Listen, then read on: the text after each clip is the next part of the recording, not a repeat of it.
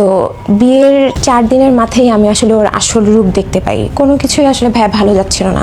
আমার প্রিন্স মামুনের সাথে 14 ফেব্রুয়ারিতে বিয়ে হয়।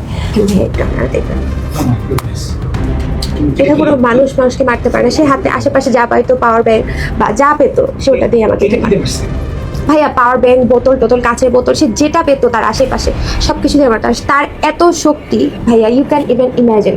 সে ড্রাগ করে থাকে তো তার এত শক্তি কিভাবে আসে আমি জানি না। সে আমাকে অনেক গালি মারতো, গলায় চাপ দিয়ে আমার গলায় ফেনা বের করে দিয়েছে। 4টা মাস আমি বললাম না, প্রত্যেকটা দিন আমি মৃত্যু সাথ পেয়েছি। সোশ্যাল মিডিয়ায় পরিচিত মুখ টিকটকার প্রিন্স মামুনকে ঘিরে নতুন করে আলোচনার জন্ম দিয়েছে তার দ্বিতীয় স্ত্রী মোহনা।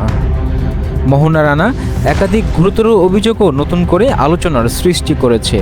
মোহনা, যিনি সোহানা নামেও পরিচিত, দাবি করেছেন ভালোবেসে বিয়ের পর তিনি শারীরিক নির্যাতন, আর্থিক প্রতারণা এবং ব্ল্যাকমেইলের শিকার হয়েছেন। তার অভিযোগ, চলতি বছরের 14 ফেব্রুয়ারি পরিবার ও বন্ধুদের অমতে প্রিন্স মামুনকে বিয়ে করেন তিনি। বিয়ের আগে মামুনের কিছু আচরণ নিয়ে সন্দেহ তৈরি হলেও কাবা শরীফের নামে শপথ করে তাকে আশ্বস্ত করা হয়েছিল বলে দাবি করেন মোহনা।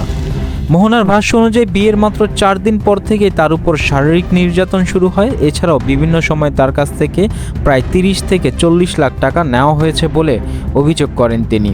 আরও দাবি করেন তার ব্যক্তিগত ছবি ও ভিডিও ব্যবহার করে তাকে ব্ল্যাকমেইল করা হচ্ছে এবং সামাজিক মাধ্যমে ছড়িয়ে দেওয়ার হুমকিও দেওয়া হয়েছে।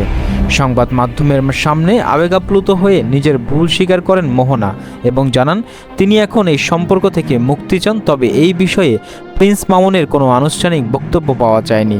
অভিযোগগুলোর সত্যতা যাচাই ও আইনি প্রক্রিয়ার মাধ্যমে পরবর্তী পদক্ষেপ নির্ধারিত হবে।